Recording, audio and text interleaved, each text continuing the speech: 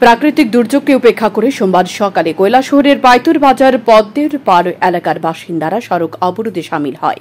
জানা যায়, দীর্ঘদিন ধরে কৈলাসহর পৌর পরিষদের অধীন পদ্মের পাড় এলাকার বেশ কয়েকটি রাস্তা বেহাল অবস্থায় পরিণত হয়ে রয়েছে। এ বিষয়ে এলাকাবাসী একাধিকবার কৈলাসহর পৌর পরিষদকে অবগত করেছে, কিন্তু কাজের কাজ কিছুই হয়নি। তাই এদিন এক প্রকার বাধ্য হয়ে এলাকার বাসিন্দারা একত্রিত হয়ে কৈলাসহরে প্রবেশের মূল সড়ক অবরোধে শামিল হয়। এদিন সড়ক অবরোধের ফলে রাস্তা দুপাশে আটকে পড়ে বহু যানবাহন। সড়ক অবরোধকারীদের দাবি, যতক্ষণ না পর্যন্ত তাদের দাবি পূরণ হবে ততক্ষণ পর্যন্ত তাদের এই সড়ক অবরোধ চলবে।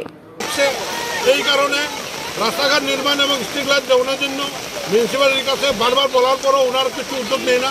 এই জন্য আজকে আমরা বাধ্য হয়ে আমরা পদ্মের পাড়ের মহিলারা আজকে এই বৃষ্টির মধ্যে ওনারা এই রাস্তার মধ্যে রুখে দাঁড়িয়েছে যে আমাদের দাবি মানতে হবে, নাহলে সংগ্রাম চলছে। কতক্ষণ চালিয়ে যাবেন এই অবরোধ? আমরা যত সময় মতো আমাদের উদ্বোধন কর্তৃপক্ষ মিউনিসিপ্যালিটিরা যদি কেউ এসে যদি আমাদের সাথে কথা না বলে তত সময় আমরা আন্দোলন চালিয়ে যাব। এদিন সড়ক অবরোধের ফলে ভোগান্তির শিকার হতে হয় সাধারণ মানুষকে। এখন দেখার প্রশাসন এলাকার বেহাল সড়কগুলি সংস্কারের উদ্যোগ গ্রহণ করে কিনা। সান্দন টিভি।